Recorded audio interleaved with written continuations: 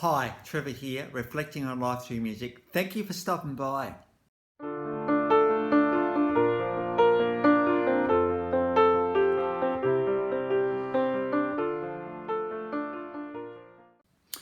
Well, I trust you enjoyed my last video on Aussie band GANGgajang. And through the song Sounds of Then, This Is Australia, I just talked about my childhood a little bit and the memories that we have growing up. So trust you found that one encouraging. Well, as I hinted at last time, even though I thought I got from A to F, I forgot this guy. And how can you forget this guy? Because this guy is the unassailable monarch of Australian rock, because we're talking about Billy Thorpe. Billy's story started in 1946 in Manchester, however, but in 1955 the family moved to Australia. Singer, songwriter, record producer, and composer. Between 1963 and 1975, it was Billy Thorpe and the Aztecs, and back in the early 1960s, we know what was happening in the 1960s. The UK was taking music by storm with the Beatles and the whole suit and tie thing.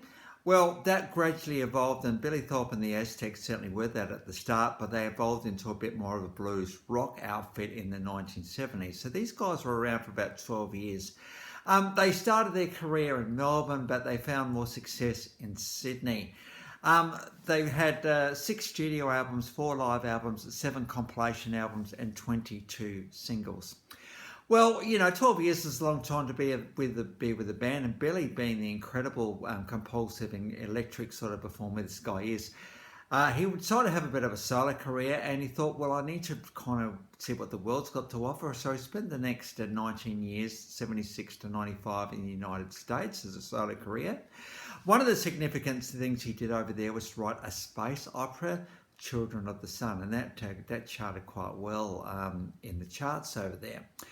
While he was over there, he also was a bit of a businessman. He sort of did some electronics and a few other bits and pieces, as well as music production. Of course, if you do have a bit of a career, it doesn't long before you work out how you want songs to actually sound. And if you can do that for other people, pretty amazing. Between 1996 and 2006, however, he moved back to Australia. I think he'd done his time over there. And so he pretty well just carried on what he'd been doing, because every time Billy Thorpe actually got on stage, people absolutely loved him. And he, as I said, the unassailable monarch of Australian rock. He started out, and when he got inducted into the ARIA Hall of Fame in 1991, he went very much from a child star to a pop sensation, to a bit more of a crooner, to the wild and heavy blues rocker. Billy Thorpe recreated himself many, many times during his career. He unfortunately left us in 2007 due to a massive heart attack, and certainly my thoughts go to Billy Thorpe's family, and Australia kind of paused that day when that actually happened. In his solo career, he had 11 studio albums, 1 EP and 14 singles. So 20, how many albums we got? We've got 17 studio albums in his career, which is pretty amazing in the scheme of things. As I've already said, inducted into the ARIA Hall of Fame, Australian Record Industry Association, in 1991. And in 2011, he got a posthumous ARIA Best Album Award in 2011. And so it just goes to show that an industry here, and ARIA is pretty much the top of the industry in Australia, thought this guy was pretty amazing. So the best way to experience Billy Thorpe, I'm thinking, is to look at some clips. And I've got a few clips going through his career here. Let's go back all the way back to 1964 with Billy Thorpe and the Aztecs. And this is what you did and looked like back in those days. Very clean cut. Very innocent. But, these lyrics are pretty confronting, This woman's poison, basically, and look what she's done with me. But not that you can actually tell that when you watch these guys sing, but you could tell even back then that there was a bit of an edge to Billy Thorpe in particular, and he just had this way about him that he got the world to stand up and take notice. So we've got a live version of that one. And then we move forward a little bit to the Aztecs, the iconic Aztec live at Sunbury album. Sunbury is in Victoria. And the song Rock Me Baby. This is Billy Thorpe in absolute blues majesticness right here. He's a very good guitarist, this guy, and when you put in his grunt and his edge that he's got, it's a pretty compelling performance. So we've got Rock Me Baby from 1972. Now, of course, when you talk about Billy Thorpe, there's one song you need to talk about in particular, and one of the classic Aussie guitar solos. Most people I know think that I'm crazy. We know how it goes. Apparently also off that iconic 1972 Live at Sunbury album.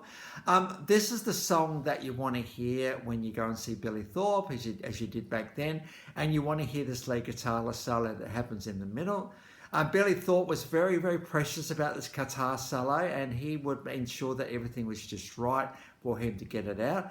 Of course, you know, and people are hanging along for this, and you think, come on, let's just get the song out of the way so we can get to the lead guitar solo. It's one of the most anticipated guitar solos in Australian music history, this one.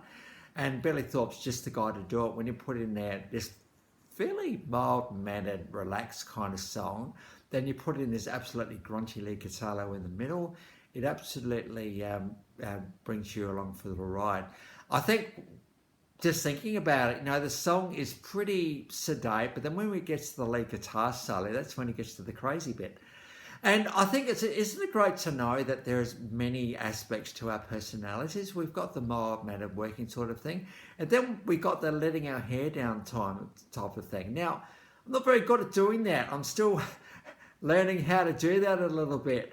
But you know what? There is a crazy side to all of us. Sometimes it's been hidden and covered up for a few years, and we think, oh, where is that again? Don't be scared. I'm talking to myself right now when I say this. Don't be scared to let people know that there's a little bit of a zaniness to you, because it's the zaniness that makes the world go round. So we've got most people I know thinking I'm crazy. Incredible harmonies in this particular song too. So we've got that iconic live performance. Just for something completely different, we've all got It's Almost Summer. This is very cruisy and bluesy. Just Billy, a little bit more laid back here. He's got a beautiful acoustic guitar happening here. Some really, really cool chords happening in this guitar in this song as well. If you are a musician, you know chords are the basis for the building blocks for songs, and when you add a little bit of interest with some sevenths and some ninths and some flat and sixths and all that sort of stuff, you get a pretty amazing song. And this is what It's Almost Summer is all about, off the $1 Million Bill album from 1975. So this is a live, I'm going to put live-ish version of this one, so that one's there for you as well. Then we go all the way forward to 2006. This is a pretty iconic performance. This is only 12 months later, Billy died. In fact, only probably a few months later. Since You've Been Gone, bit of a reflection about life and how life works. And, you know, you get to observe life as an artist and you get to reflect about life. This is well and truly the case here. This came off the Tangier album. This is just him and his guitar. And you know what? To put all the drums and electric guitar behind and everything else, and we just got Billy and his guitar. It's pretty compelling, amazing stuff. So it's very reflective, an opportunity to think about, you know, if a person does leave us, whether it's through relationship or whether it's been a death, you know, whichever way it is, it can leave us pretty devastated. And this song really just captures that so well. It feels to me like Billy's singing from the heart here. He knows exactly what he's singing here. So we've got a live version of that one. And I think another message from this is this reflection of the world is, hey guys, let's keep it simple. Let's just focus on the stuff which is important. So the links to those I think there's 5 clips there are in the description below. And I've also included my last video on GANGgajang, so if you want to recap on them, feel free. Well, you know what, and as I was doing this video, I just remembered there's another lass that I hadn't done. She begins with F, so she's going to come a little bit later down the track. I trust you've enjoyed Billy Thorpe and the Aztecs today. So that's it for today. If this is your first time to Life Reflections through Music, or you've come back for another video, thank you to everyone for hanging around. Really appreciate the engagement we're getting as this channel just very slowly and very nicely builds. So until next time, when we're going to get on to contemporary Christian artist Gary Chapman. So until then, I'll catch you around. Bye for now.